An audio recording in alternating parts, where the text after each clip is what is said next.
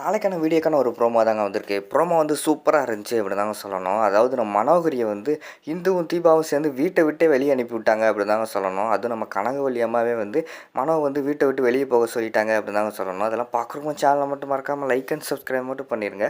First எடுத்தவொடனே அந்த முதலியவர் வந்து நின்று போச்சுல, அது வந்து நம்ம தீபாவுக்கும் இந்துக்கும் தெரிஞ்சு போயிடுது. இந்து வந்து பயங்கரமான கடுப்பாயிடுறாங்க.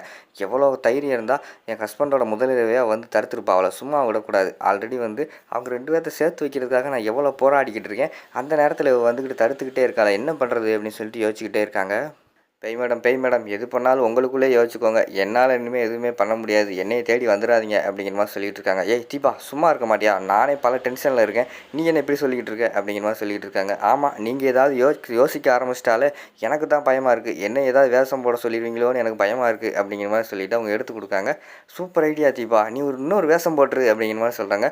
இன்னொரு வேஷமா? என்னாலாம் அது முடியாது மேடம், தயவுசெய்து ஆளை விட்டுருங்க. உங்கள் குடும்பத்துக்கு வேஷம் போட்டு என்னால் ஒன்றுமே பண்ண முடியாது, ஆளை விடுங்க அப்படிங்கிற மாதிரி சொல்லிட்டு இருக்காங்க. ஏ தீபா அங்கே பாரு, இப்போ நான் சொல்கிறது செய்யலைன்னா அவ்வளோதான் அப்படிங்கிற மிரட்டுறாங்க. என்ன பேய் மேடம் எதுக்கு எடுத்தாலும் மிரட்டி வேலை வாங்கிட்டு இருக்கீங்க? சரி சொல்லுங்கள், இதுதான் கடைசியாக இருக்கட்டும் அப்படிங்கிற மாதிரி சொல்லிட்டு இருக்காங்க. அவளை வந்து இந்த வீட்டை விட்டு வெளியில் அனுப்புனா தான் எழிலும் சுடரும் நல்லா இருப்பாங்க. அவங்க 2 பேரும் சேர்ந்து வாழ்வாங்க. அவள் இருக்கிற வரைக்கும் அவங்க 2 பேரும் சேர்ந்தே இருக்க மாட்டாங்க. அதுக்காக நீ வந்து சாமியார் வேஷம் போடுறு அப்படிங்கிற மாதிரி சொல்கிறாங்க. என்னம்மா சாமியார் வேஷமா அப்படிங்கிற மாதிரி வந்து நம்ம தீபா வந்து கேட்காங்க. ஆமாம், ஏன் சாமியார் வேஷம்லாம் போட மாட்டியா அப்படிங்கிற மாதிரி சொன்னோன்னே, போடுவோம் எல்லா வேஷத்தையும் போட்டேன், உலகத்தில் உள்ள எல்லா வேஷம், அந்த ஒரு வேஷம் தான் போடாமல் இருந்தேன், அதையும் போட்டுறேன் அப்படிங்கிற மாதிரி சொல்லிகிட்டு இருக்காங்க. ஆமாம், நீ சாமியார் வேஷம் போட்டுட்டு நேராக போய் எங்கள் அத்தைக்கிட்ட பேசு. ஏன்னா எங்கள் அத்தைக்கு வந்து சாமி மேலே பக்தி அதிகம். அதனால் என்ன சொன்னாலும் கேட்பாங்க. அவங்கக்கிட்ட சொல்லி எப்படியாவது வந்து மனோவை வந்து இந்த வீட்டை விட்டு வெளியில் அனுப்ப சொல்லு, அதான் கரெக்டாக இருக்கும் அப்படிங்கிற மாதிரி சொல்லிகிட்டு இருக்காங்க. சரின்னு சொல்லிட்டு சாமியார் வேஷம் போட்டு வீட்டுக்குள்ளே போகிறாங்க. வீட்டுக்குள்ளே போனோடனே கனகவள்ளி அம்மா தான் சொல்கிறாங்க. வாங்கம்மா, நீங்கள் யார், உங்களுக்கு என்ன வேணும் அப்படிங்கிற மாதிரி சொன்னோடனே, நான் தாம்மா ஆத்தா வந்திருக்கேன் அப்படிங்கிற மாதிரி சொல்லிட்டு சாமி ஆடிக்கிட்டே உள்ளே போகிறாங்க.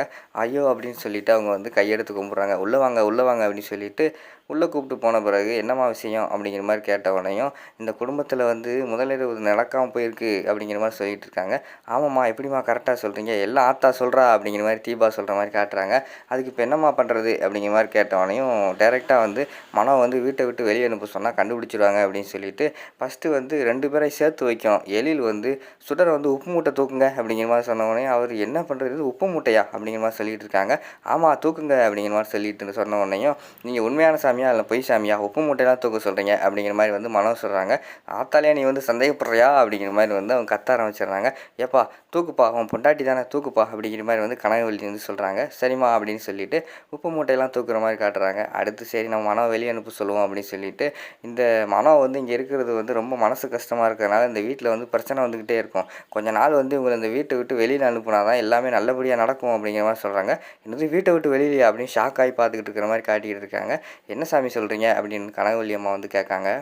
ஆமாம், இந்த பொண்ணோட மனசு வந்து சரியில்லாமல் இருக்குது, கலக்கத்தில் இருக்குது. கொஞ்ச நாள் வெளியில் போயிட்டு நல்லா தெளிஞ்சிட்டு வர சொல்லுங்கள் அப்படிங்கிற மாதிரி வந்து சொல்கிற மாதிரி காட்டிக்கிட்டு இருக்காங்க. சரிம்மா நான் அதே மாதிரி செஞ்சிடறேன் அப்படின்னு சொன்னோடனே தீபாவும் இந்துவும் அந்த இடத்துலேருந்து போயிடுறாங்க.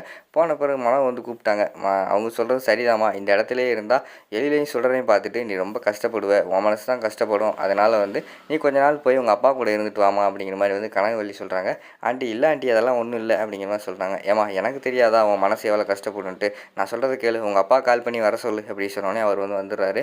சம்பந்தி நீங்கள் வந்து தப்பாக எதுவும் எடுத்துக்கிறாதீங்க, மனம் வந்து மனசளவு ரொம்ப பாதிக்கப்பட்டிருக்கா, அதனால் கொஞ்ச நாள் வந்து உங்கள் கூட கூட்டு போயிருங்க அப்படிங்கிற மாதிரி சொல்லிக்கிட்டு இருக்கிற மாதிரி காட்டிக்கிட்டு இருக்காங்க.